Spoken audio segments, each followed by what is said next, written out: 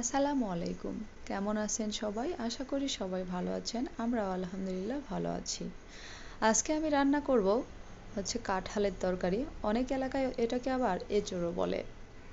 আমি কাঁঠালের তরকারি আজকে গরুর মাংস দিয়ে রান্না করব। মাংসটা কষানোর জন্য আমি পেঁয়াজ কুচি করে একদম ভেজে নিচ্ছি।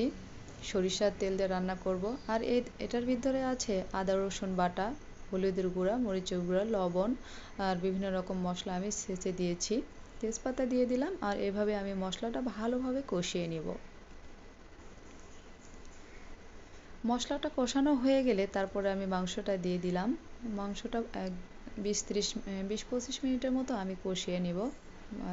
লবণ ঝাল যাতে ঠিক মতো যায় ভালোভাবে মিক্সড করে দিয়ে তারপর আমি ঢাকনা দিয়ে ঢেকে দিব। কিছুক্ষণ পর ঢাকনাটা উঠিয়ে ভালো করে নেড়ে চেড়ে দিব যাতে মশলাগুলো কড়াইয়ের নিচের অংশে লেগে না ধরে। সুন্দর করে এপিট ওপিট করে নেড়ে চেড়ে দিচ্ছি যাতে সব দিকেই সমান সিদ্ধ হয় আর মশলাগুলো সমানভাবে যায়। আবারও ঢেকে দিয়েছিলাম। কিছুক্ষণ পর পর আমি নেড়ে চেড়ে দিচ্ছি যাতে পুড়িয়ে না যায়। দেখেন মাংসগুলো দেখতে কিন্তু অসাধারণ, খেতেও কিন্তু খুবই লোভনীয়। 20-25 মিনিট মতো কষানোর পর তারপর আমি কাঁঠাল দিয়ে দিব। এই যে এটা হচ্ছে আমার মায়ের ভালোবাসা, সুদূর বগুড়া থেকে পাঠিয়েছে একদম ফ্রিজিং করে কেটে। এভাবে আপনারা সংরক্ষণ করে রাখতে পারেন বছর জুড়ে। কাঁচা কাঁঠাল কেটে সিদ্ধ করে ডিপ ফ্রিজে রেখে দিতে পারেন, সারা বছর খেতে পারবেন।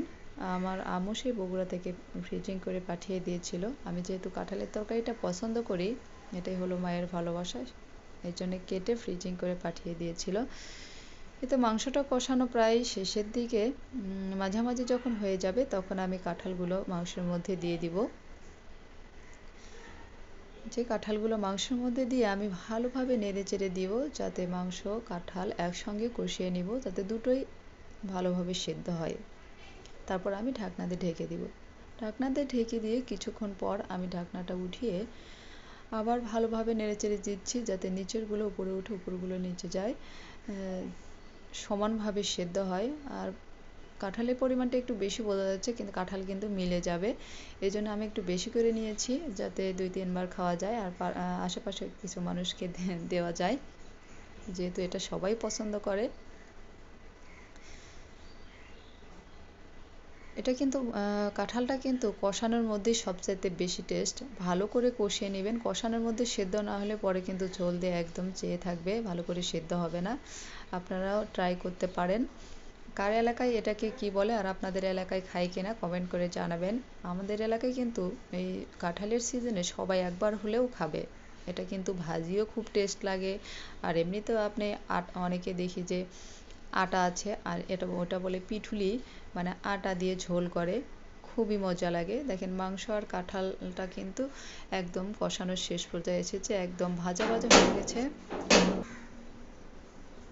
অনেক সুন্দর কিন্তু কষানো হয়েছে, অসাধারণ। এখন আমি এর ভিতরে গরম পানি করে রেখেছিলাম, সেই গরম পানিটা দিয়ে দিয়েছি। দেখেন, আর কাঁঠালের তরকারি একটু কিন্তু এত ঘন হয় না, তাই আমি একটা বুদ্ধি করতে চাচ্ছি। আমাদের এদিকে এভাবে খায়। ঝোলটা যখন আর একটু শুকায় আসবে তখন আমি ঝোলের ভিতরে দিয়ে দিব একটু আটা। এগুলো আমাদের এদিকে বলে ধানের আটা দিলে ভালো হয়, পিঠুলি বলে। যেহেতু কাঁঠালের তরকারি, কাঁঠালের ভিতর থেকে তো আর কোনো কিছু বের হয় না, ঝোলটা টেলটেলা থাকে, তাই এটার ভিতরে আমি আটা গুলে দিয়ে দিয়েছি একটু।